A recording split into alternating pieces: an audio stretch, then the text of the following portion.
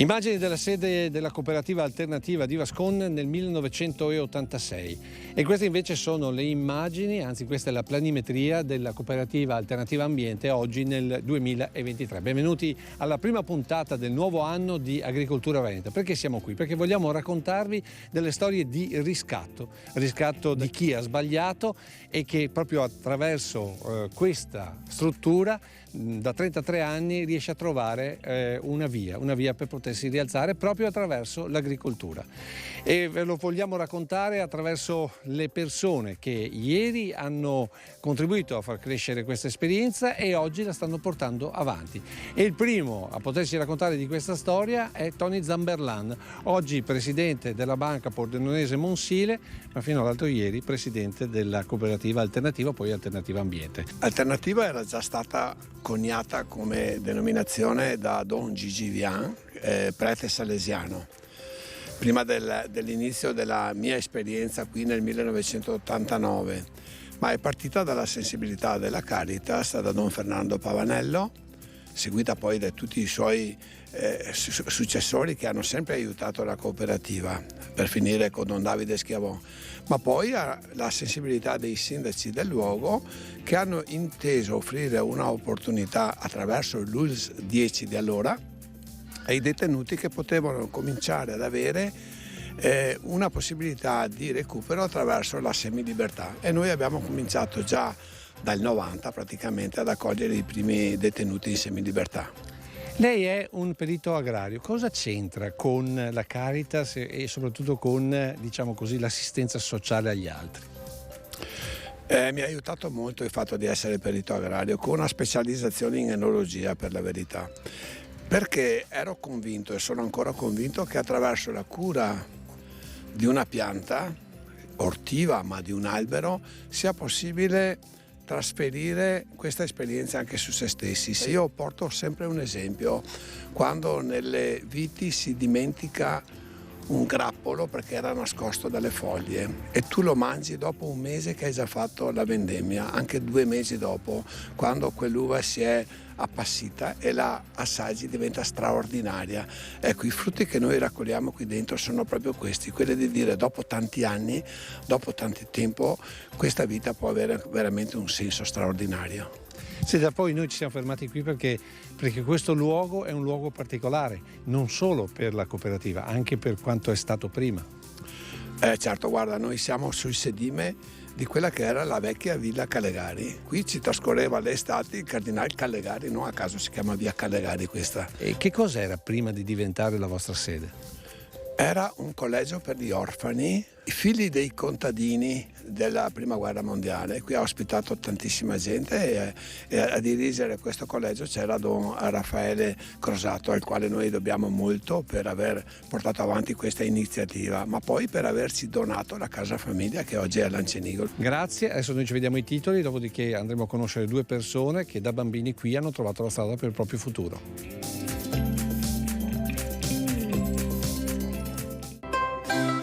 A ricominciare dall'agricoltura dopo aver sbagliato. Nella prima puntata del nuovo anno di agricoltura l'esperienza della cooperativa sociale Alternativa Ambiente, che dà una seconda occasione a chi è o è stato dietro le sbarre. Il 2023 si è aperto con più di 700 milioni di bottiglie di spumante italiano, record storico dei brindisi made in Italy.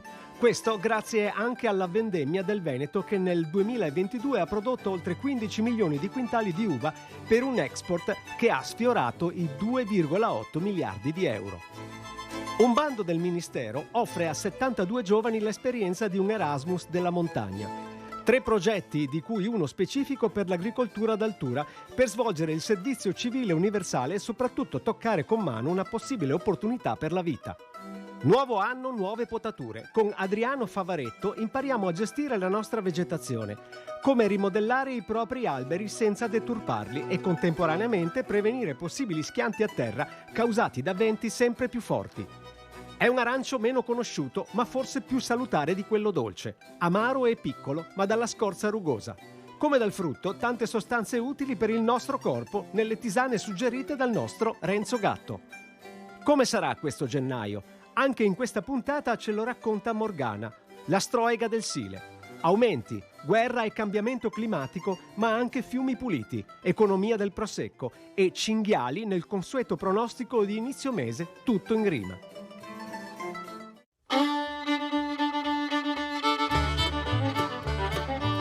L'edificio che vedete in queste immagini ora non esiste più, al suo posto c'è questa recinzione e questa fattoria didattica.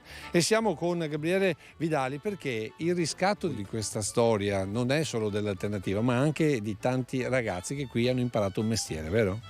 Sì, io sono arrivato qua nel 1960 direttamente dalle Corazzini Minori, essendo orfano, accolto qua in questa struttura che era un collegio dove all'interno si frequentavano le scuole professionali. C'era un fattore che ci insegnava come raccogliere l'uva, come potarla, ci insegnava la raccolta del mais.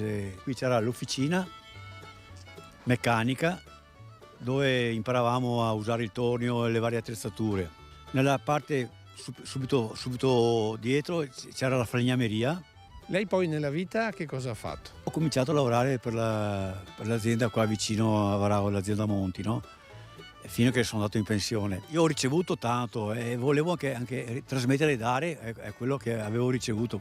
E nel tempo libero ho fatto dal volontario fino al giorno d'oggi, ancora adesso sono ancora volontario. Ho aiutato tanti ragazzi, ho aiutato a correggerli, andavo a prenderli in carcere, li aiutavo a insegnare a come lavorare, le varie attività che avevamo anche qui in campagna.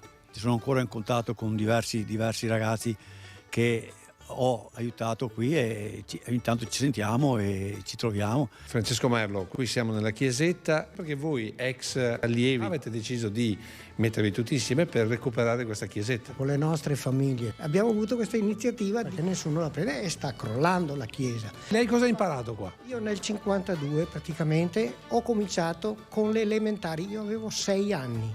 Oggi ne ho 80, quindi fatto tutto il percorso elementari ho cominciato poi le professionali. I padri giuseppini avevano fondato il tutto come lavoro per l'agricoltura e in seguito è venuto Don Raffaele Crosato che ha preso il loro posto e ha portato avanti, quindi sviluppando le scuole professionali. Ma poi lei nella vita cosa è diventato? Dopo io mi sono trasferito a Milano, mi sono diplomato geometra e ho svolto la mia professione come disegnatore, lavorato in un'impresa, eccetera. Poi mi sono ritrasferito qua e ho svolto la libera professione. E allora concludendo, torniamo alla chiesetta. Visto che qui hai imparato un mestiere, farà lei il progetto e magari è gratis. Esattamente. Grazie, adesso le notizie.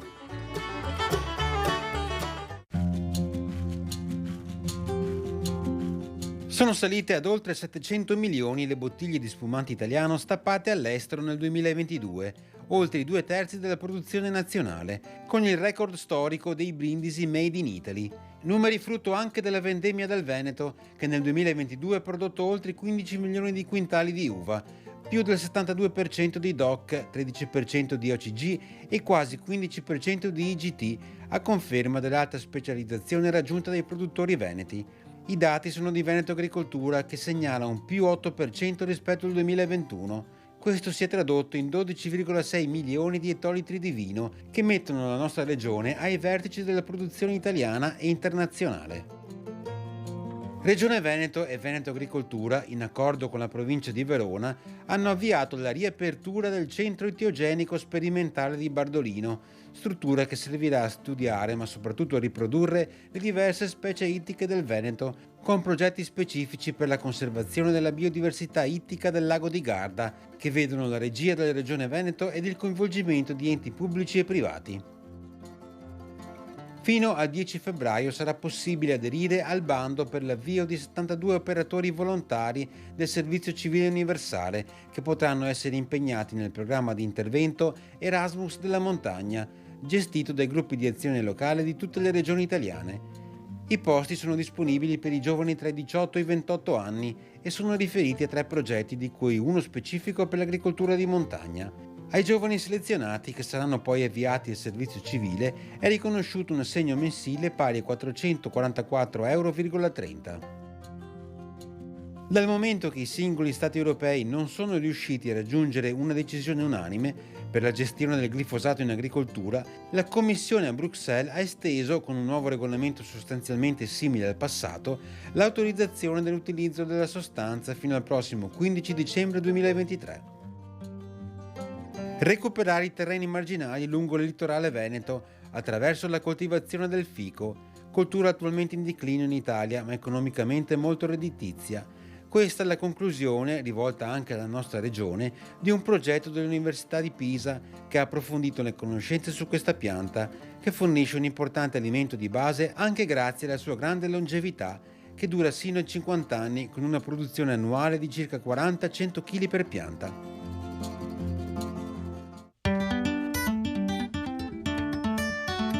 Adesso vediamo l'oggi della cooperativa L'Alternativa e soprattutto del percorso di riscatto che fa una persona dopo che ha sbagliato. E allora siamo con Sara Vianello, che è la psicologa, ma soprattutto è chi accoglie queste persone. Come funziona? In carcere possono iniziare già con inserimenti lavorativi all'interno del polo occupazionale, quindi iniziano il loro contratto all'interno e quando arrivano a una misura alternativa o a un fine pena c'è la possibilità di proseguire il percorso con anche una risocializzazione all'esterno. Noi qui abbiamo una diversità di inserimenti che vanno dalla psichiatria alla disabilità, ad altri percorsi di marginalità, oltre all'inserimento di persone detenute o ex detenute, e quindi trovano la possibilità di potersi reinserire e reinventare su un terreno fertile. Ma qual è la molla che spinge un detenuto o un ex detenuto ad intraprendere questa strada? Che la detenzione è una pena non solo per chi ha sbagliato, ma anche per le persone che sono intorno a loro.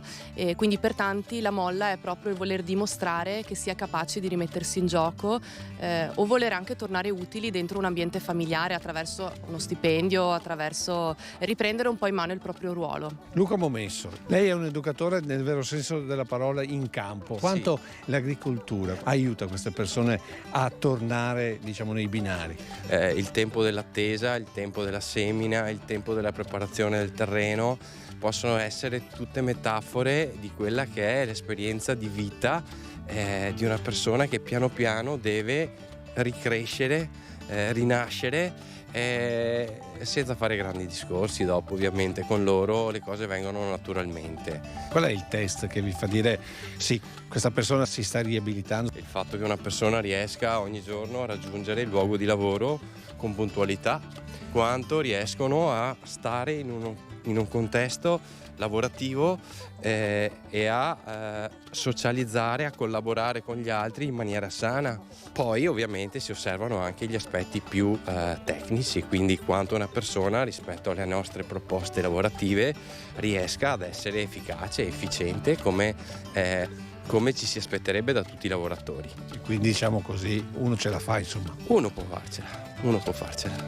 Grazie, adesso noi ci fermiamo per un po' di pubblicità, poi seconda parte rimaniamo qui e continuiamo a raccontarvi questo percorso di riscatto grazie alla terra.